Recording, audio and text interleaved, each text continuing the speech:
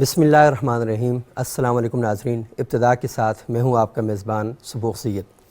ناظرین، اللہ کے رسول صلی اللہ علیہ وآلہ وسلم کی حیات طیبہ ہمارے لیے نمونہ عمل ہے، اور یہ اللہ تعالیٰ نے خود قرآن حکیم میں ارشاد فرمایا کہ لقد کان لکم فی رسول اللہ اسوۃ حسنہ، بے شک تمہارے لیے نمونہ عمل، بہترین جو زندگی گزارنے کا نمونہ ہے وہ تمہارے رسول صلی اللہ علیہ وآلہ وسلم کی حیات طیبہ ہے۔ ہم دیکھتے ہیں کہ رسول اللہ صلی اللہ علیہ وآلہ وسلم نے اپنی حیات طیبہ میں صحابہ اکرام کی ایک ایسی جماعت تیار کی کہ جنہوں نے اللہ کے رسول صلی اللہ علیہ وآلہ وسلم کی زندگی کے ایک ایک عمل کو محفوظ کیا اور امت تک اس کو پہنچایا، اور حق ادا کر دیا اللہ کے رسول کی تعلیمات کو امت تک پہنچانے کا۔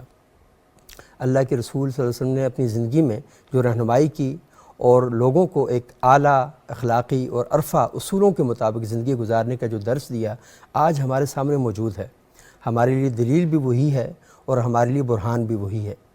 لیکن اللہ کے رسول صلی اللہ علیہ وآلہ وسلم نے خطبہ حجۃ الوداع کے موقع پر جو تعلیمات ارشاد فرمائیں، ان تعلیمات کا دائرہ صرف مسلمانوں تک محدود نہیں ہے، بلکہ اس کائنات میں بسنے والی تمام انسانیت تک اس پیغام کو، اور اس کائنات کے تمام لوگوں نے اس پیغام کو قبول بھی کیا، اور اسے انسانی حقوق کا ایک عالمگیر چارٹر کہا جاتا ہے، اسے انسانی حقوق کا اولین منشور کہا جاتا ہے، اسے انسانی حقوق کا اولین دستور کہا جاتا ہے۔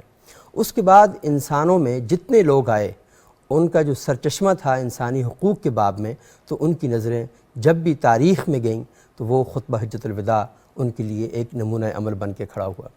آج ہم خطبہ حجۃ الوداع کے بارے میں بات کریں گے، رسول اللہ صلی اللہ علیہ وسلم کی زندگی کا یہ جو حج تھا، اس میں انہوں نے یہ خطبہ جب ارشاد فرمایا تو آپ یہ سمجھ لیں کہ یہ ایک طرح سے اس میدان کے اندر اللہ کے رسول صلی اللہ علیہ وآلہ وسلم کی وصیت بھی تھی اس امت کے لیے، اور وہ کہا کہ تم میں جتنے لوگ یہاں پر موجود ہیں وہ اس پیغام کو عام کر دیں۔ 1,44,000 صحابہ اکرام کا گروہ وہاں پر کھڑا تھا۔ یہ وہ کھیتی تھی جو پیغمبر علیہ الصلوۃ والسلام نے صبح و شام کی محنت کے بعد تیار کی تھی، اور اپنے ان سارے صحابہ کو خطاب کرتے ہوئے کہا کہ میں نے اپنا حق ادا کر دیا، اور صحابہ سے پوچھا کہ کیا میں نے اپنا حق ادا کیا یا نہیں کیا، تو ہر صحابی نے کھڑے ہو کر کہا یا رسول اللہ آپ نے اپنا حق ادا کر دیا۔ 3 بار یہ سوال دہرایا، 3 بار صحابہ اکرام نے کھڑے ہو کر اس کا جواب دیا اور کہا کہ ہاں آپ نے اپنا حق پورا کر دیا۔ اور پھر اللہ کے رسول نے فرمایا کہ تم اب اس پیغام کو لے کر اٹھو اور دنیا کے ان تمام انسانوں تک پہنچا دو جہاں جہاں تک کرۂ ارض پر انسانیت بستی ہے۔ اور صحابہ اکرام نے اس کا بھی حق ادا کر دیا کہ کس طریقے سے انہوں نے نہ سنگلاخ پہاڑوں کو دیکھا، نہ صحراؤں کو دیکھا، نہ بھوک اور پیاس کو دیکھا، نہ تپتی ہوئی دوپہروں کو دیکھا، انہوں نے حق ادا کر دیا امت تک، دنیا کے گوشے گوشے تک اللہ کے رسول کے اس پیغام کو پہنچانے کا۔ تو آج ہم اس پیغام کے حوالے سے گفتگو کرنا چاہیں گے، اور ہمارے ساتھ بہت زبردست پینل موجود ہے علماء اکرام کا، اس موضوع پر ہم گفتگو کریں گے۔ ہماری پہلی مہمان ہیں علامہ اقبال اوپن یونیورسٹی میں لیکچرر ہیں شریعہ اینڈ لاء کی، محترمہ ڈاکٹر حفصہ عباسی صاحبہ، بہت شکریہ آپ یہاں تشریف لائیں۔ ہمارے دوسرے مہمان ہیں جناب مفتی عمران سندھو صاحب، دارالعلوم العالمیہ اسلام آباد میں ہوتے ہیں، اس کے سربراہ ہیں، بہت شکریہ عمران صاحب آپ یہاں تشریف لائے۔ ہمارے تیسرے مہمان ہیں جناب مفتی شکیل احمد صاحب، اسلامی معیشت میں انہوں نے پی ایچ ڈی کر رکھی ہے، جامعہ محمدیہ اسلام آباد میں یہ معلم ہیں، بہت شکریہ مفتی صاحب آپ یہاں تشریف لائے۔ میں ڈاکٹر حفصہ آپ سے بات کا آغاز کروں گا کہ پیغمبر علیہ الصلوۃ والسلام کی حیات طیبہ کے اندر جب ہم یہ دیکھتے ہیں کہ یہ جو خطبہ ہے اس کی روانی، سارے خطبوں کے اندر یہ بڑی جامعیت ہے، تو اللہ کے رسول جوامع الکلم تھے، لیکن اس خطبے کے اندر نا آپ جب پڑھتے ہیں تو بندہ ڈوب جاتا ہے، اور ایسا لگتا ہے کہ جیسے پیغمبر علیہ الصلوۃ والسلام سامنے بیٹھے ہیں اور آپ کو خاص کر پوائنٹ کر کے نصیحت کر رہے ہیں کہ تم نے یہ بھی کرنا ہے، تم نے یہ بھی کرنا ہے، تم نے یہ بھی کرنا ہے۔ تو ایسا لگ رہا ہے کہ جیسے ہم خاندان میں دیکھتے ہیں نا کہ وہ تو خیر امت کے سربراہ ہیں، لیکن خاندان میں جیسے ایک بزرگ بیٹھتا ہے نا، اور انتہائی قابل احترام بزرگ، وہ جب بچے کو بٹھا کے نا انتہائی اہم بات پورا ماحول بنا کے سمجھا رہا ہوتا ہے، تو یہ چیز ہمیں لگتی ہے اس خطبے کے اندر۔ تو آپ نے پڑھا ہوگا تو تھوڑا سا بتائیں کہ کیا ہے اس کا۔ جی بالکل آپ صحیح فرما رہے ہیں۔ اسلامی قوانین کو جب نبی اکرم صلی اللہ علیہ وآلہ وسلم نے اور جو ساری کی ساری تعلیمات تھی جب ان کو مکمل کر دیا، تو ایک جو رکن تھا وہ باقی تھا، اور وہ یہ تھا کہ حج کو ان تمام کی تمام غلط رسومات سے پاک کر دیا جائے، 9 ذی الحج کو حضرت محمد صلی اللہ علیہ وآلہ وسلم نے حضرت ابو بکر صدیق سے یہ فرمایا کہ آپ حج کے قافلے کی مطلب اس کی لیڈ کریں، اور پھر وہاں پر جب حضرت ابو بکر صدیق کو ایک پیغام دے کر بھیجا، اور انہوں نے پھر وہاں کے لوگوں کو سمجھایا کہ آج کے بعد کسی مشرک کا یہاں پر داخل ہونا ممنوع ہے. اور اسی طریقے سے یعنی انہوں نے یہ ایک ایسا مطلب موقع تھا اسلام کا کہ جہاں پر اس دین کو مکمل کر دیا گیا. یعنی آپ سمجھ لیں کہ آخری ایک جو اینٹ تھی باقی وہ لگا دی گئی. اس موقع پر آخری وحی بھی نازل ہوئی جس میں کہ فرمایا گیا کہ آج کے دن ہم نے دین کو مکمل کر دیا اور نعمت کو تمام کر دیا گیا. اور اسی طریقے سے اسلام کو ہمارے لیے، اسلام کا جو کوڈ آف کنڈکٹ ہے اس کو ہمارے لیے رضامندی کا اظہار کیا گیا کہ ہم آپ سے راضی ہیں اس چیز پر. تو آپ جس طرح سے آپ نے ابھی فرمایا کہ یہ ایک نبی اکرم صلی اللہ علیہ وآلہ وسلم کی وصیت تھی، اور جس طریقے سے انہوں نے فرمایا کہ اے اللہ آپ گواہ رہنا کہ میں نے اپنا جو ہے وہ پیغام اور اپنی رسالت کا حق ادا کر دیا. تو واقعی یہ بہت آپ کہہ لیں کہ ایک سینٹیمنٹل قسم کا ایک جس کو پڑھ کے انسان تھوڑا ایموشنل بھی ہو جاتا ہے. صحابہ کرام سے فرمایا کہ ہو سکتا ہے کہ اگلے سال میں آپ سے یہ خطاب یا یہ کلام نہ کر سکوں. تو بیسیکلی اسلام کو مکمل کر دینا اور نعمت کو کمپلیٹ کر دینے کا مطلب یہ ہے کہ دین کو مکمل کر دیا. دین کو مکمل کرنے کا مطلب یہ ہوا کہ ایک ایسا سسٹم دے دیا، ایک ایسا نظام دے دیا کہ جس کا ایک عملی نمونہ بھی موجود ہے. یعنی ایک تو ہوتے ہیں نا صرف رولز اور پرنسپلز اور ایک مطلب کچھ ریگولیشنز، یعنی کہ اس کے اوپر ایک مکمل طور پر ایک عملی نمونہ دے دیا. اور ایک ایسا موقع تھا یہ کہ جس کے بعد سے تمام کے تمام جزیرۃ العرب نے مسلمانوں کی ایک ڈومیننس کو ایکسیپٹ کر لیا تھا. صحیح. تو دین کو مکمل کرنے کا مطلب یہ ہوا کہ آپ کے لیے ایک ایسا نمونہ پیش کر دیا گیا ہے کہ جس کو آپ نے پریکٹیکلی اب لے کر چلنا ہے آگے. اور صرف یعنی تمام کے تمام جزیرۃ العرب میں ایک مسلمانوں کا ایک دھاگ بیٹھ چکی تھی. اور پھر اسی طریقے سے جس طرح اس میں حقوق کی بات کی گئی، خواتین کے حقوق کی بات کی گئی، اور مطلب امانتوں کے وغیرہ سے، تو واقعی یہ وصیت جو ہے بہت ہی ہمارے لیے اسوہ کی حیثیت رکھتی ہے. یہ بے شک بہت ہی اہم پوائنٹ آپ نے اشارہ کیا، اور ہم دیکھتے ہیں کہ خطبہ حجۃ الوداع کی بڑی اہمیت ہے.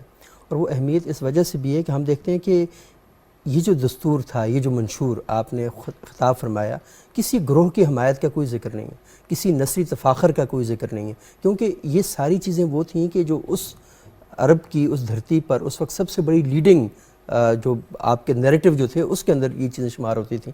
تو ہم دیکھتے ہیں کہ نہ کسی قومی مفاد کی بات کی جا رہی ہے، نہ کسی حوث ہرس کی بات کی جا رہی ہے، نہ اقتدار کو مسلط کرنے کی باتیں کی جا رہی ہیں. صرف اور صرف ایک ایسی بات کی جا رہی ہے کہ انسانیت آج بھی اپنے دفاتر کے اندر، اپنے گھروں کے اندر، اپنی سوسائٹی میں، اپنے ملکوں کے اندر کچھ چیزیں تو چھوٹے سے مطلب اگر پڑھا جائے خطبہ حجۃ الوداع کو میکسیمم 3 سے 4 منٹس لگتے ہیں، لیکن اس کے اندر جو چیزیں چھپی ہوئی ہیں وہ یہ ہیں کہ ریاست سے لے کر گھر تک، اور آپ کے جو گھر کے اندر کام کرنے والے لوگ ہیں ان کے ساتھ معاملات تک، بیویوں کے حقوق تک، ہر چیز کے بارے میں اتنی کمپریہنسو اور اتنی جامع گفتگو ہے کہ آج بھی انسانیت ورتہ حیرت میں ڈوب جاتی ہے کہ اتنی چھوٹی سی گفتگو کے اندر اتنے سارے موضوعات کیسے سمائے گئے.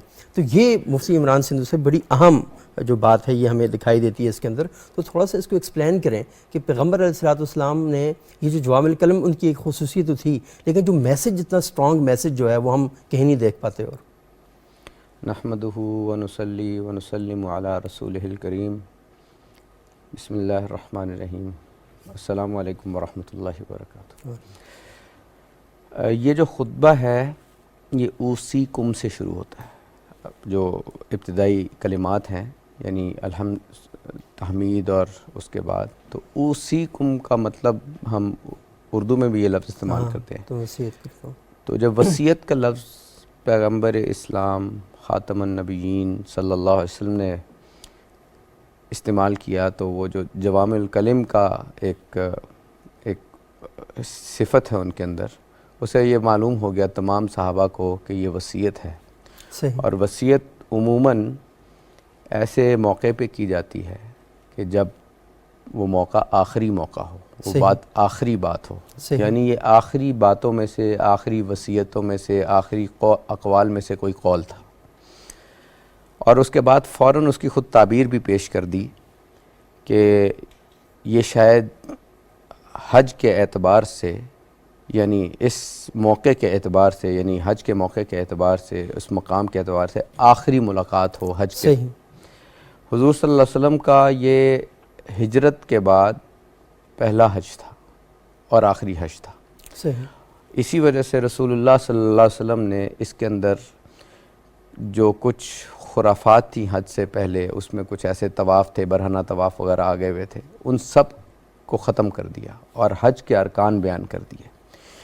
اس کے اندر بہت اہم گفتگو ہوئی۔ اس کے اندر آپ سمجھیں کہ اعتقادات سے ریلیٹڈ بھی گفتگو ہو گئی، عقیدے سے ریلیٹڈ، کیونکہ پہلی بات جو کی وہ کہا کہ عباد اللہ اوصیکم بتقوی اللہ، کہ میں تمہیں تقوی کی نصیحت کرتا ہوں۔ اور اگر آپ غور فرمائیں سورہ فاتحہ کے بعد جو اللہ تعالیٰ کا ایک خطبہ شروع کرنے کا، پھر ذالک الکتاب لا ریب فیہ ھدی للمتقین، ادھر بھی تقوی سے بات شروع ہوئی۔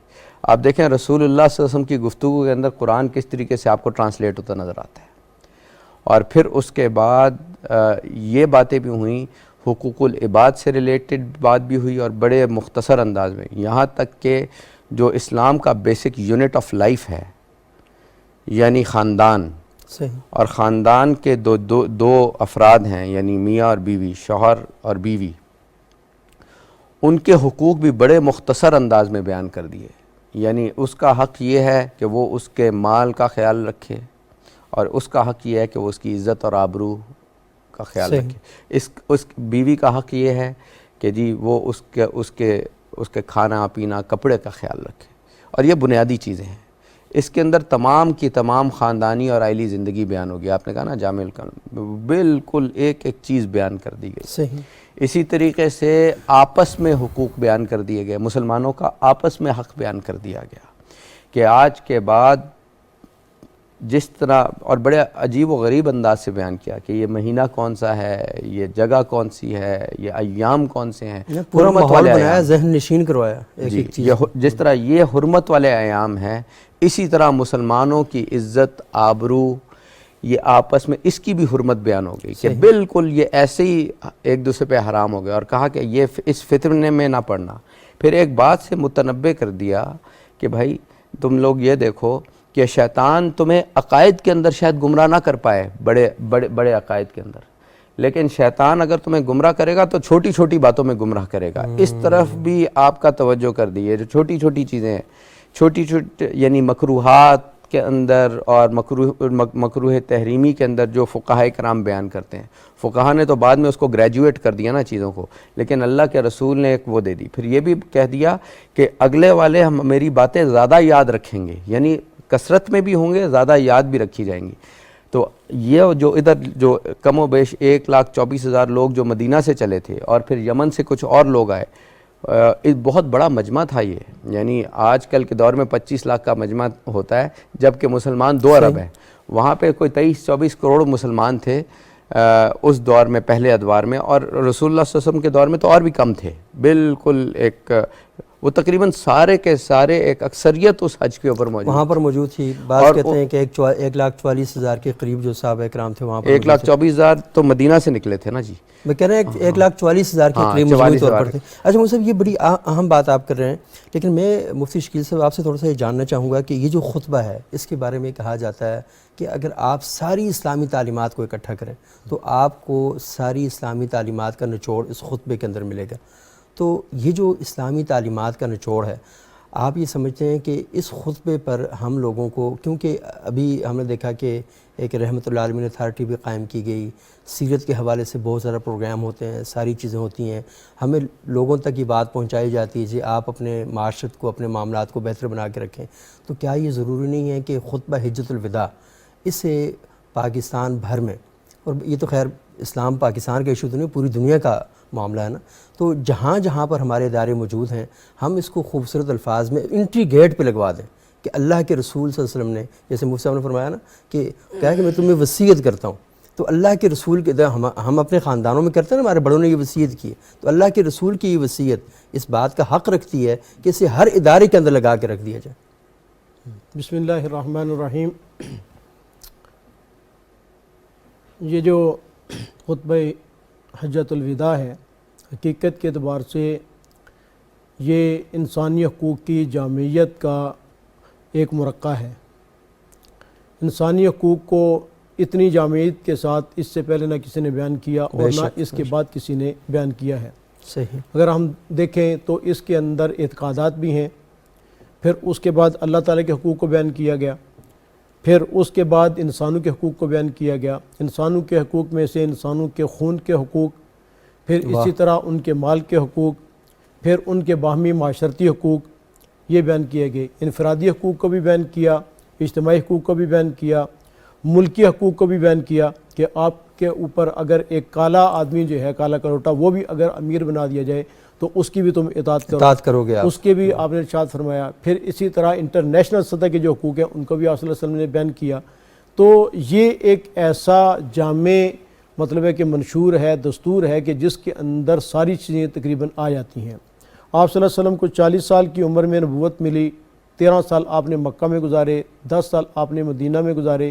23 سال کی عمر کے اندر جو آپ صلی اللہ علیہ وسلم کی پوری محنت کا خلاصہ تھا وہ آپ صلی اللہ علیہ وسلم نے یہ سامنے رکھ دیا۔ 23 سال کی محنت کا خلاصہ، 23 سال کی محنت کا خلاصہ آپ صلی اللہ علیہ وسلم نے رکھ دیا۔ آپ صلی اللہ علیہ وسلم جب مبعوث ہوئے تھے تو اس سے پہلے بھی کئی انبیاء آ چکے تھے، لیکن ان انبیاء کی تعلیمات کے درمیان اور آپ صلی اللہ علیہ وسلم کی بعثت کے درمیان کافی سارے لوگوں نے دین کے اندر نئی خرافات پیدا کر لی تھیں، دین کے اندر نئی نئی چیزیں پیدا کر لی تھیں۔ انہی چیزوں کو ختم کرنے کے لیے آپ صلی اللہ علیہ وسلم کو دنیا میں بھیجا گیا۔ جو خرابیاں پیدا ہو گئی تھیں ان خرابیوں کو دور کرنے کے لیے آپ صلی اللہ علیہ وسلم کو بھیجا کیا۔ بڑی خرابیوں میں سے ایک نسلی تفاخر تھا کہ ہم چونکہ عرب ہیں اور دوسرے لوگ عجم ہیں جن کو بولنا بھی نہیں آتا، یہ سب سے اہم جو چیز تھی عربوں کے اندر یہ پائی جاتی تھی۔ آپ صلی اللہ علیہ وسلم نے آپ دیکھیں سب سے پہلے اسی چیز کو اپنے خطبے کے اندر لیا ہے۔ سب سے پہلی جو وصیت آپ صلی اللہ علیہ وسلم نے فرمائی ہے وہ پہلی تھی کہ آپ نے ارشاد فرمایا کہ ان اکرمکم عند اللہ اتقاکم ولیس ولا لعربی علی اعجمی لا فضل لعربی علی اعجمی ولا اعجمی پھر آپ نے فرمایا کہ ولا لاسود علی ابیض، کسی کالے کو کسی گورے پر۔ یہ جو تفاخر تھا جس کی وجہ سے کہتے ہیں ہم بڑے ہیں، دوسرے لوگ جو ہیں وہ گھٹیا قسم کے ہیں۔ اور دیکھیں عالمی سطح پر یہ پچھلی صدی کی موومنٹس ہیں۔ جی ہاں، دیکھا جائے عالمی سطح پر جو 1400 سال پہلے پیغمبر علیہ السلام فرما رہے ہیں، آج بھی نعرہ لگ رہا ہے بلیک لائیوز میٹر۔ بالکل ایسے ہی۔ یہ بھی 2 سال پہلے امریکہ کے اندر ایک موومنٹ چلی کہ آپ ہمیں انسان کیوں نہیں سمجھتے۔ اور دیکھیں کہ ہم یہ دیکھتے ہیں کہ امریکہ کے اندر یہ جو موومنٹ چلی کہ نہیں بھائی کالوں کا بھی برابر کا حق ہے، تو وہاں آپ نے الفاظ ہی الفاظ وہاں سے آپ صلی اللہ علیہ وسلم کے الفاظ ہی یہی وہاں سے شروع ہوتے ہیں۔ آپ نے فرمایا کہ بالکل کسی گورے کو کسی کالے پر کسی، اور آخر میں یہ الفاظ ارشاد فرمائے الا بالتقوی، الا بالتقوی، عربی کو اجمی پر، اجمی کو عربی پر، کالے کو گورے پر، گورے کو کالے پر کوئی فضیلت نہیں ہے الا بالتقوی۔ یہ وہی الفاظ ہیں قرآن کریم میں ہیں ان اکرمکم عند اللہ اتقاکم۔ یہ بڑی خرابی تھی اس عرب کے اندر جو آپ صلی اللہ علیہ وسلم نے 23 سالہ جو ہے وہ ختم کی۔ پھر اسی طرح جو ہے آپس کے اندر لڑائی اور جھگڑے یہ اتنے تھے کہ ذرا ذرا سی بات پہ لڑتے تھے، کبھی گھوڑا آگے، کبھی پانی پینے پلانے پہ جھگڑا، کبھی گھوڑا آگے بڑھانے پہ جھگڑا۔ تو اس پہ مطلب ہے کہ 40 سال کی جنگیں ہوتی تھیں اور انسانی خون جو ہے وہ پانی سے بھی زیادہ ارزاں جو ہے وہ بہتا تھا۔ آپ صلی اللہ علیہ وسلم نے انسانی حقوق کی عظمت کو یہ بیان کیا کہ آپ نے فرمایا کہ آپ کا ایک دوسرے پر خون جو ہے وہ بھی بالکل جو ہے وہ حرام ہے۔ تو اس کو دیکھیں یہ کتنی کامل وصیت ہے کہ آپ یہ دیکھ لیں کہ یہاں تک بات کی گئی ہے کہ تم نے باہمی رہنا کیسے ہے۔ اور یہ جو بات عمران سندھو صاحب بیان کر رہے تھے، اتنی چھوٹی چھوٹی باتیں کہ ہو سکتا ہے کہ تم عقائد کے معاملے میں تو گمراہی کا شکار نہ ہو لیکن یہاں پر ہو سکتے ہو۔ اچھا ڈاکٹر حفصہ، میں ابھی مفتی صاحب نے جو بات کی انہوں نے کہا کہ جو مقصد کیا ہے، مقصد یہ ہے کہ تقوی اختیار کرنا۔ ہم ہی دیکھتے ہیں کہا روزہ رکھو تاکہ تم متقی ہو جاؤ، حج کرو تاکہ تم متقی ہو جاؤ، قربانی دو تاکہ تم، اللہ کو نہ گوشت پہنچتا ہے نہ خون پہنچتا ہے، لیکن پہنچتا کیا اللہ کو؟ تقوی پہنچتا ہے۔ حج پہ اللہ کے رسول نے جو ساری محنت بیان کی، نتیجہ جو مغز نکالا وہ کیا تھا کہ اللہ کے پاس جو چیز جائے گی وہ تمہارا تقوی جائے گا۔ تو تقوی کی اتنی فضیلت ہے کہ ساری تعلیمات، اسلامی تعلیمات اور تمام مذاہب کی تعلیمات ہم دیکھتے ہیں کہ وہ ایک نقطے پہ کھڑی ہوتی ہیں۔ وہ نقطہ کیا ہے؟ تقوی۔ تقوی کیا ہے؟ اللہ سے ڈرنا۔ تو یہ تھوڑا سا اس پر ارشاد فرمائیں کہ ایک مومن تقوی کی جانب سفر کیسے کرے؟ جی بہت ہی اچھا سوال آپ کا ہے ماشاءاللہ سے۔ تقوی اس کی واقعی بہت بڑی اہمیت ہے۔ اور قرآن حکیم میں جو شروع کی جو آیات ہیں، جس طریقے سے سورہ بقرہ شروع ہوتی ہے، تو اس میں بھی یہی آتا ہے کہ تاکہ تم تقوی اختیار کرو. ہدی للمتقین، ہدی للمتقین، یہ متقین کے لیے پرہیزگاری کے مطلب ہدایت ہے. تو تقوی بنیادی طور پر اللہ تعالیٰ کا ڈر. اس کا مطلب یہ ہوا کہ اگر انسان جو ہے وہ اپنے اندر تو اگر ڈر پیدا کرے تو ساتھ ہی ساتھ اس کے ماحول میں بھی اللہ کے ڈر کا عکاسی ہونا بہت ضروری ہے. بہت خوب. اب جیسے یہاں پر ہم حجت الوداع کے خطبے میں بھی دیکھتے ہیں کہ نبی اکرم صلی اللہ علیہ وآلہ وسلم انسانوں کی جان کی، انسانوں کے مال کی حرمت کے حوالے سے بیان دے رہے ہیں. تو جان اور مال اور حرمت، ان ساری چیزوں میں تقوی اس طریقے سے ریفلیکٹ ہو سکتا ہے کہ ہمارا عدالتی نظام اتنا مضبوط ہو کہ کوئی انسان کسی کی طرف آنکھ اٹھا کر بھی نہ دیکھ سکے. اسی طریقے سے سود کے حوالے سے نبی اکرم صلی اللہ علیہ وآلہ وسلم نے جو رہنمائی فرمائی، اس سے ہمارا معاشی نظام اتنا مضبوط ہونا چاہیے کہ اس قسم کی کسی مطلب دیکھیں جنرل پبلک جو ہے وہ ہمیشہ لاز کے پیچھے چلتی ہیں، وہ ہمیشہ فالو کرنا جانتے ہیں.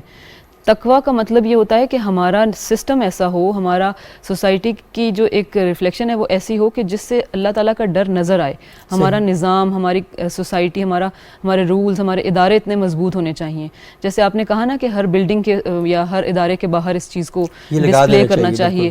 تو ڈسپلے کے ساتھ ساتھ ہمارے جو جیسے ہمارا کانسٹیٹیوشن ہے اس میں لکھا ہوا تو یہی ہے کہ اللہ تعالیٰ جو ہیں وہ سپریم ہیں اور ساری کی ساری اتھارٹیز اللہ تعالیٰ کے پاس ہیں. لیکن اگر ہم اپنے معاشی پرنسپلز کو دیکھیں تو ہم نے آج 70 سالوں کے بعد یہ ڈیسائیڈ کیا کہ سود حرام ہے. تو یہ تقویٰ جو ہے یہ ایسی چیز ہے جو کہ ہمارے نظام کی عکاسی کرتا ہے. متقین قرآن حکیم میں ان لوگوں کو کہا جاتا ہے جو تھنک ٹینکس ہیں، جو عام لوگوں کے لیے رولز اینڈ ریگولیشنز بناتے ہیں. ہمارے اداروں کی یہ ذمہ داری بنتی ہے کہ ان رولز اینڈ پرنسپلز کو اپنے اندر ایبزارب کریں اور اس کا ایسا نظام ایسا ہو کہ جنرل پبلک ان چیزوں سے ڈیویٹ ہی نہ کر سکے. صحیح.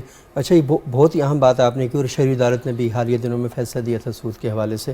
اچھا عمران سندھو صاحب، یہ دیکھیں، یہ ہم تو بہت اچھی باتیں کر رہے ہیں. انہوں نے کہا کہ ہر جگہ پر نا ہم نے لگا کے رکھا ہوا آئین کے اندر بھی کہ سپریم جو لا ہے وہ قرآن اور سنت ہے. اور ہم یہ دیکھتے ہیں کہ عدالتوں کے اندر بھی ان الحکم الا للہ، اللہ کے سوا کسی کا حکم نہیں چلے گا. یہ ساری باتیں ہم کرتے ہیں لیکن عملاً ہم دیکھ لیں. اچھا، یہ کسی ایک شعبے کی بات نہیں ہے، یہ مدرسہ، مسجد، کالج، یونیورسٹی، عدالت، بازار، ہر جگہ پر نا ہم یہ دیکھتے ہیں کہ ظاہری طور پر حلیے بھی شاید ہیں، ظاہری طور پر اصول بھی سارے لکھے ہوئے ہیں، لیکن عملاً ہم اس جگہ پر نہیں کھڑے ہوئے. جب لوگوں سے بات کی جاتی ہے وہ کہتے ہیں یار مذہب کے جو اصول ہیں وہ مارکیٹ کے اصولوں کے ساتھ مطابقت نہیں رکھتے. تو ایک بڑی خوفناک سی بات ہے، یہ بات کی جاتی ہے. اور پریکٹیکلی بھی جب کہا جاتا ہے انہوں نے کہا سارے وہ کر رہے ہیں تو میں اکیلا کیسے یہ کروں. اچھا، وہ اکیلا اپنی انفرادیت اور معاملات میں تو برقرار رکھتا ہے، لیکن یہاں پر آگے نہیں مارکیٹ کے ساتھ چلوں گا میں کہ مارکیٹ جیسی بھی ہوگی. تو یہ جو اللہ کے رسول صلی اللہ علیہ وسلم کی تعلیمات وہ کہتے ہیں یہ آئیڈیل ہیں، یہ آئیڈیل تعلیمات ہیں. لیکن پریکٹیکلی جب آپ نے جانا ہے تو لازمی پریکٹیکل میں آپ آئیڈیل کی طرف سفر کرتے ہیں. آئیڈیل آپ ہو کے سفر نہیں کرتے بلکہ آئیڈیل ہونے کے لیے سفر کرتے ہیں. تو اس وقت جو بھی ماحول ہے اس کو اڈاپٹ کریں، اس کو قبول کریں، ایسا لگے رہیں. اللہ تعالیٰ نے آپ کو توفیق دی تو ایک دن آئے گا آپ اچھے انسان بن جائیں گے. تو یہ جو اچھے انسان بننے کا سفر ہے یہ آپ تھوڑا سا بتائیں کہ ایک آئیڈیل انسان کیسے بنے، کس طرح جائے اس طرف. اصل میں جو قرآن مجید کی آیت ہے نا قُوا أَنفُسَكُمْ وَأَهْلِيكُمْ نَارًا، کہ تم اپنے آپ کو اور اپنے اہل کو، یعنی اپنی آل کو یا اپنے اہل کو آگ سے بچاؤ. یہ تقویٰ کا معنی یہاں سے سمجھ میں آتا ہے. صحیح. اور تقویٰ کیا ہے؟ ظلم سے بچنا اور بچانا. واہ. یہ دل کا عمل ہے. جب تک لوگوں کے دل نہیں بنیں گے. آپ نے بات بہن کے بعد آپ کی بات کاٹ رہا ہوں، اور رسول اللہ صلی اللہ علیہ وسلم کی حدیث مبارکہ بھی ہے نا کہ ظلم مطلب کہ اپنے بھائی کو بچاؤ ظلم سے یا ظالم سے، ظلم کرنے سے بھی، اور کیا ہاں کہ وہ ظالم ہے یا مظلوم ہے. ہاں، اپنے بھائی کو بچاؤ اس سے. تو میں یہ عرض کر رہا تھا تقویٰ جو ہے نا وہ دل کا عمل ہے. صحیح. آپ 1,00,000 قوانین اچھے بنا لیجئے، یہ آپ کا ایک انٹلیکچول رول ہے، لیکن جب تک دل نہیں بنا ہوگا. صحیح، بالکل. وہ کہتے ہیں نا ہمیں کمیشن کے بجائے مشن کے لیے کام کرنا چاہیے. واہ، کمیشن کے بجائے مشن کے لیے کام کرنا چاہیے. بہت خوب. جو لوگ کمیشن کے لیے کام کرتے ہیں وہ پھر جائز ناجائز دیکھنا چھوڑ دیتے ہیں. صحیح بات. آپ نے یہ فرمایا ہم لوگ ایک مشن پہ ہیں, مسلمان ایک مشن پہ ہوتا ہے. ایک چھوٹا سا واقعہ, وہ مشن ایجنٹ ہے, کمیشن ایجنٹ نہیں ہے. ہاں مشن, ہم مشن والے ہیں, ہم کمیشن والے نہیں ہونا چاہیے. مسلمان دنیا کے لیے نہیں ہے, دنیا کے لیے وہ راغب نہیں ہوتا. فقہاء کرام نے بھی 3 طرح کے لوگ بیان فرمائے, راغبین اور کاہلین اور متوسطین. صحیح. راغبین, کاہلین, متوسطین. ان کے نمازوں کے بھی احکام مختلف ہیں. پہلے یہ بھی بتائیں نا یہ ہوتے کون ہیں؟ راغب وہ لوگ ہیں جو اللہ کے دین کی طرف راغب ہوں. صحیح. اور کاہلین وہ لوگ ہیں جو کہ اللہ کے دین سے کاہل, سست. اردو میں بھی ہے متوسطین. آپ یہ دیکھیں کہ ان کے نمازوں کے احکام بھی فقہاء نے مختلف بیان فرمائے ہیں. میری بات آپ سمجھے؟ تو کہنے کا مقصد یہ ہے کہ یہ جو تقوی کا بیان ہے, یہ تقوی ایک اعتباری حقیقت ہے. It is a relative reality. تقوی یہ ہے کہ کون سے موقع پہ کون سا کام کرنا اللہ کی رضا کو اپنی طرف کھینچتا ہے. اگر تو آپ پارلیمنٹ میں ہیں, صحیح, اور پارلیمنٹ میں جا کر کے آپ قانون سازی کر رہے ہیں, تو آپ کے لیے وہاں پہ تقوی یہ ہوگا آپ کے عمل کے اندر, مباحات کے اندر, کہ آپ ایسے قوانین بنائیں کہ ملک اور قوم کے افراد واپس اللہ کے قانون کی طرف رجوع کرنا شروع کر دیں. صحیح. اور اگر آپ ڈاکٹر ہیں تو تقوی آپ کے لیے یہ ہوگا کہ آپ ایسے علاج کریں اور ایسے اخلاص کے ساتھ علاج کریں کہ آپ کا جو مریض ہے وہ صحت یاب ہونا شروع ہو جائے. ادھر کوئی یعنی غلط امانت داری کے ساتھ کریں. اور اگر آپ والد ہیں اور آپ گھر کے سربراہ ہیں تو آپ کے لیے تقوی یہ ہے کہ آپ اپنی اولاد کی دینی تربیت اور دنیاوی تربیت پوری کریں. تو کہنے کا مقصد یہ ہے کہ اللہ کے رسول نے یہ صلی اللہ علیہ وسلم نے جو تقوی بیان کیا, اور اس تقوی کے بعد جو حقوق اور فرائض بیان کیے, وہ حقوق و فرائض من و ان تسلیم کرنے کا نام تقوی ہے. اس کے اندر حیل و حجت تعویلیں کرنے کا نام تقوی نہیں ہے. تو ہمارا جو سب سے بڑا مسئلہ ہے ہمارے معاشرے میں وہ یہ ہے کہ ہم یہ سمجھتے ہیں کہ وہ دور, اس دور کا انسان کسی اور چیز سے بنا ہوا تھا اور اس دور کا انسان کسی اور چیز سے بنا ہوا تھا. یعنی اس دور کے انسان میں اور اس دور کے انسان میں کوئی فرق, ہم سمجھتے ہیں کہ وہ کوئی اور مخلوق تھی اور ہم کوئی اور مخلوق ہیں. کہاں ان کا ایمان. حالانکہ معاملات کی کثرت جو ہے وہ انسانیت کی فطرت کو تبدیل نہیں کرتی ہے, نہ جبلت کو تبدیل کرتی ہے. معاملات کی کثرت انسانیت کی فطرت کو اور انسانیت کی جبلت کو یعنی اس کی عادتوں کو تبدیل نہیں کرتی ہے. آپ نے سونا بھی اس ٹائم پہ ہے, جاگنا بھی اس ٹائم پہ ہے, سورج نے بھی اسی طرح طلوع اور غروب ہونا ہے. تو اگر سورج اسی طرح طلوع غروب ہو رہا ہے تو فجر, ظہر, عصر, مغرب, عشاء بھی اسی طرح پڑھی جائے گی. اگر اس دور میں کوئی صاحب نصاب ہوگا اور اس کو حج کے لیے جانا ہوگا تو اس دور میں بھی جو صاحب نصاب ہوگا اس کو حج کے لیے جانا ہوگا. اچھا, اگر اس دور میں کوئی آدمی جھوٹ بولے گا یا اس دور میں کوئی جھوٹ بولے گا وہ بھی ایک ہی جیسا ہوگا. اس دور میں اگر کوئی سود لے گا یا اس دور میں کوئی سود لے گا تو سارے ایک جیسے ہوں گے. نہ سود کی ڈیفینیشن تبدیل ہونی ہے. اس دور میں کوئی قتل کرے گا اور اس دور میں کوئی قتل کرے گا. تو یہ معاملات میں کس طرح تفاوت پیدا ہو گیا. مارکیٹ میں کون سی ایسی نئی چیز آ گئی ہے سوائے گاڑیوں شاڑیوں کی. اس دور میں گاڑیوں کے بجائے وہ کیمل ہوا کرتے تھے, تو اب کیمل نے بھی اپنی منزل کی طرف جانا ہے اور گاڑی نے بھی اپنی منزل کی طرف بنیادی جو چیز ہے وہ اپنی جگہ پر موجود ہے, لیکن ہے کہ حالات نے مطلب ایک نئے آنے والے دور چیزوں کی آپ نے بات فرمائی, بڑی امپورٹنٹ بات ہے کہ مارکیٹیں جو ہیں کہ کوئی نئی اصولوں پہ چل رہی ہیں. اس دور میں بھی ایجاب و قبول ہو کر کے ایک چیز خریدی جا سکتی تھی.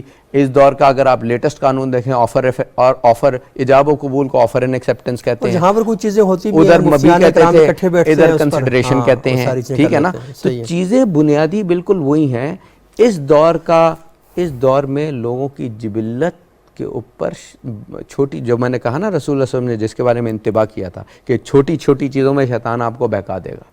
عقائد میں تو مسلمان نہیں بہکتے, وہ اللہ تعالیٰ کو واحد اکیلا خدا سمجھتے ہیں, رسول اللہ صلی اللہ علیہ وسلم کو واحد نبی سمجھتے ہیں. تو اللہ کے رسول نے یہی کہا کہ شیطان اپنی عبادت تو نہیں کروا سکے گا لیکن تمہیں چھوٹی چھوٹی چیزوں میں گمراہ کرے گا, فاسق فاجر بنائے گا. اچھا مفتی شکیل صاحب, بہت شکریہ آپ کے سندھو صاحب.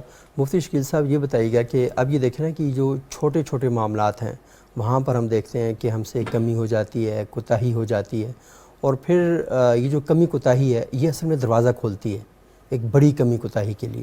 اب مسئلہ یہ نا کہ ہمیں تو یہ کہا گیا کہ تم گناہ کرو تو تمہارا کم از کم ضمیر تمہیں ملامت کرنا شروع کر دے کہ تم نے غلط کام کیا. لیکن اصل میں ہم گناہ کا چھوٹا سا ایک دروازہ کھولتے ہیں اور پھر ہم جری ہو جاتے ہیں, ہم اس دروازے کو بڑا کرنا شروع کر دیتے ہیں, اور روشن دان سے ہم کھڑکی بناتے ہیں, کھڑکی سے دروازہ بناتے ہیں, دروازے سے پوری عمارت کو ہی ہم اڑا کے لے کے چلے جاتے ہیں. تو یہ بتائی گیا کہ کیونکہ یہ ایک تو رمضان کے بارے میں کہا جاتا ہے نا, نیکیوں کا موسم بہار ہے, یہ ذی الحج کا مہینہ, یہ تو آپ کو پتہ ہے نا کہ لوگ روزے بھی اس میں رکھتے ہیں, صدقہ خیرات بھی اس میں کرتے ہیں, قربانی بھی اس میں دیتے ہیں. اچھا, جو لوگ حج کرنے کے لیے جاتے ہیں تو وہ ہر قسم کی مشقت برداشت کرتے ہیں, وہ مالی بھی, جانی بھی, ہر حوالے سے, تو وہ ساری چیزیں کرتے ہیں. تو یہ میرا خیال ہے کہ رمضان سے بھی زیادہ یہ رمضان پہلے آتا ہے, تیار کیا جاتا ہے کہ اب تم نے حج کے لیے بھی تیار ہونا ہے, جتنے لوگوں کے پاس استطاعت ہے اس کی. تو یہ تھوڑا سا بتائیں کہ یہ جو چھوٹے چھوٹے دروازے کھل رہے ہیں آسانیوں کے, اور وہ بھی دین کے نام پر, اور پھر وہ جو چھوٹے دروازے ہیں وہ گیٹ بنتے جا رہے ہیں, تو یہ کیسے سوسائٹی کو ہم اس بارے میں آمادہ کریں, آگاہ کریں کہ یہ جو چیزیں ہیں یہ آپ کے لیے بڑے مسائل پیدا کر رہی ہیں؟ بسم اللہ الرحمن الرحیم. یا دو چیزیں آپ نے ذکر کی ہیں, اس حوالے سے میں گفتگو کروں گا. پہلی بات تو یہ ہے کہ جب انسان کوئی گناہ کرتا ہے تو حدیث مبارک کے مطابق اس کے دل پر ایک سیاہ نقطہ لگتا ہے. صحیح. جب انسان دوسرا گناہ کرتا ہے تو اس کے دل پر دوسرا سیاہ نقطہ لگتا ہے. جب تیسرا گناہ کرتا ہے تو اس کے دل پر تیسرا کرتا ہے. پھر جب گناہ کرتے کرتے اس کا دل بالکل سیاہ ہو جاتا ہے تو پھر انسان جری ہو جاتا ہے. اس لیے قرآن کریم کے اندر بھی اور حدیث مبارکہ کے اندر بھی یہ انسان کے نفس کے 3 جو ہے مرتبے بیان کیے گئے ہیں کہ سب سے پہلے جب انسان کا نفس جو ہے وہ ٹھیک ہوتا ہے تو جب وہ گناہ کرتا ہے تو اس کو ملامت کرتا ہے. صحیح. ٹھیک ہے, تو یہ نفس لوامہ ہے کہ کرے گا. پھر اس کے بعد جو ہے وہ اس کا نفس جو ہے وہ اور جری ہو جاتا ہے. ٹھیک ہے, پھر آخر میں تیسرے نمبر پہ سب سے پہلے انسان کا نفس جو ہے نفس مطمئن ہے. سب سے پہلے نفس مطمئنہ. ٹھیک ہے, تو بات یہی ہوتی ہے کہ جب انسان کا نفس مطمئنہ ہوتا ہے تو اس کو ہلکا پھلکا تھوڑا سا انسان کو جگاتا رہتا ہے کہ یہ گناہ غلط ہے. لیکن جب انسان گناہ کرتے کرتے اس کا دل ہی سیاہ ہو جاتا ہے تو پھر اب وہ جو ہے اس کے اندر جو چیز ہوتی ہے وہ ختم ہو جاتی ہے. تو اس لیے انسان جب گناہ کرتا ہے تو اس کو دھونے کے لیے اللہ تعالیٰ نے, اور حدیث مبارکہ کے اندر چیز آئی ہے وہ توبہ ہے. اور دوسری چیز جو ہے آپ نے فرمایا کہ ہر چیز کے لیے ایک سیکل کرنے والی, چمکانے والی چیز ہوتی ہے, وہ دلوں کو چمکانے والی جو چیز ہے وہ اللہ کا ذکر ہے. توبہ اور اللہ کا ذکر یہ ایسی چیز ہے جو انسان پر لگے ہوئے, انسان کے دل پر لگے ہوئے داغ اور دبے اس کے جو ہے وہ دھو دیتا ہے. دوسری جو چیز ہے وہ یہ ہے کہ اپنا معاشرہ ہے, تو معاشرے کو درست کرنے کے لیے جو سب سے بنیادی چیز ہے وہ یہ جس کی طرف آپ نے اشارہ کیا اور یہ ان دونوں دوستوں نے اشارہ کیا, وہ یہ ہے کہ اللہ کا تقوی ہے. صحیح. جب انسان کے اندر اللہ کا کیا ہے ڈر ہوگا, خوف ہوگا. تقوی کا لغوی معنی ہی ہے ڈر اور خوف ہے. کوئی دیکھے نہ دیکھے, کوئی اس کو واچ کر رہا ہو نہ کر رہا ہو, کسی کیمرے لگے ہوئے ہیں یا نہ ہوں, لیکن جب آپ کے اندر سے اندر جب انسان کے جو ہے وہ کیمرہ لگا ہوا ہے, انسان کے دل کے اندر روشنی ہے, تو انشاءاللہ العزیز وہ اس نے کتاب ہدایت سے ساری چیزیں سمجھ لی ہیں. یہ وہ چیزیں ہیں کہ جو اللہ کی قربت کا سبب بن سکتی ہیں, اللہ کی ناراضگی کا باعث بن سکتی ہیں. تو وہ لمحہ اکیلی جگہ پر, وہ دیکھیں رمضان کا روزہ ہے تو اکیلی جگہ کھا پی سکتا ہے, کیا چیز ہے جو اس کو منع کرتی ہے؟ اب یہ جو ہے تو منع کرتا ہے. آخری یہ جو دن ہے ذی الحجہ کے, تو اس کی اہمیت آپ دیکھیں کہ قرآن کریم نے خود ان کی قسم کھائی ہے, والفجر ولیال عشر, 10 راتیں, اور فرمایا یعنی دن اور رات اس مراد ہیں. اب جب جس چیز کی اللہ تعالیٰ خود قسم کھاتے ہیں اس کی اہمیت, پھر 2 چیزیں اس کے اندر اتنی اہم ہیں, ایک قربانی اہم ترین فریضہ, اور دوسرا جو ہے وہ حج ہے. صحیح. تو ان 10 دنوں کی ایک تو اہمیت اللہ تعالیٰ کی قسم کھانے کی وجہ سے بھی ہے, پھر قربانی جیسا عظیم فریضہ اس کے اندر ادا کیا جاتا ہے, پھر اس کے اندر حج جیسا عظیم فریضہ جو ہے 10 جو ہے وہ دنوں میں ادا کیا جاتا ہے, تو یقیناً ان کی اہمیت بڑھ جاتی ہے. ضابطہ یہ ہے کہ جو جگہ زیادہ بابرکت ہیں وہاں اگر عمل کیا جائے تو اس کا ثواب بھی بڑھ جاتا ہے, وہاں اگر گناہ کیا جائے تو گناہ بھی بڑھ جاتا ہے. اسی طرح کچھ اوقات ایسے ہوتے ہیں کہ ان اوقات کے اندر اگر نیکی کی جائے تو اس کی فضیلت بھی بڑھ جاتی ہے, اگر ان کے اندر گناہ کیا جائے تو اس گناہ کی برائی بھی وہی بڑھ جاتی ہے. اس لیے یہ جو 10 دن آ رہے ہیں ان دنوں کے اندر انسان کو زیادہ سے زیادہ جو ہے وہ روزہ ہے, نماز ہے, یا اسی طرح قربانی ہے, زیادہ سے زیادہ نیک اعمال کرنے کی کوشش کرنی چاہیے, اور دوسرے دنوں کی بنسبت اہتمام کے ساتھ ان سے ہمیں برائیوں سے اور گناہوں سے ہمیں اپنے آپ کو بچانا چاہیے. بہت شکریہ مفتی شکیل احمد صاحب, بہت شکریہ مفتی عمران سندھو صاحب, جناب ڈاکٹر حفصہ عباسی صاحبہ. ناظرین, آج ہم نے گفتگو کی رسول اللہ صلی اللہ علیہ وآلہ وسلم نے میدان عرفات میں خطبہ حجۃ الوداع جو ارشاد فرمایا, یہ انسانی حقوق کا ایک چارٹر ہے, اور میری اپنے تمام ناظرین سے یہ درخواست ہے کہ وہ ضرور ان ایام میں خطبہ حجۃ الوداع کو پڑھیں، اپنے گھروں کے اندر اسے کسی ایسی جگہ وضع کریں۔ آپ کو بچوں کو اگر یہ بتانا ہے کہ وہ اچھے انسان کیسے بنیں، اگر وہ بچے اللہ تعالیٰ ان کو توفیق دے اور ان کے علم میں اضافہ فرمائے اور باہر جب نکلیں تو اس کے بعد انہیں پتہ ہو کہ ہم نے دنیا کے ساتھ کیسے ڈیل کرنا ہے، اپنے معاشرے میں کہاں کھڑے ہونا ہے اور کس طریقے سے بات کرنی ہے۔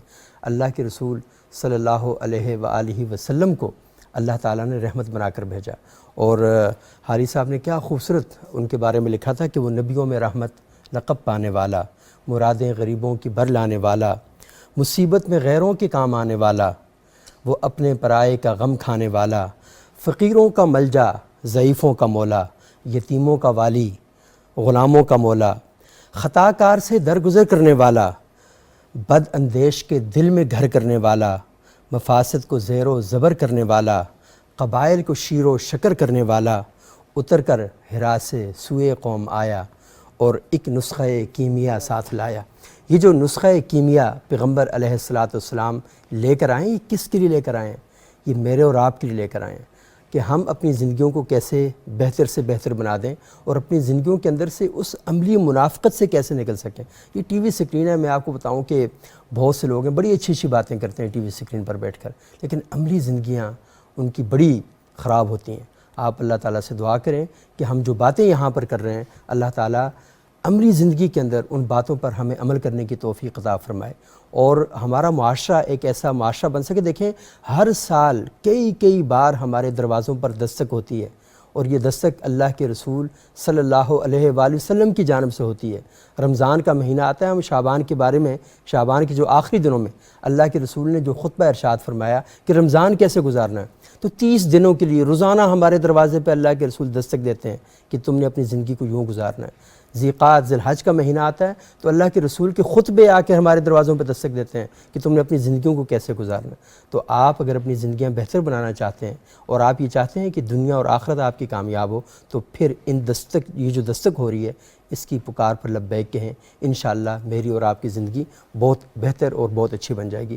اگلے پروگرام تک کے لیے اجازت دیجیے گا۔ بہت شکریہ آپ کا۔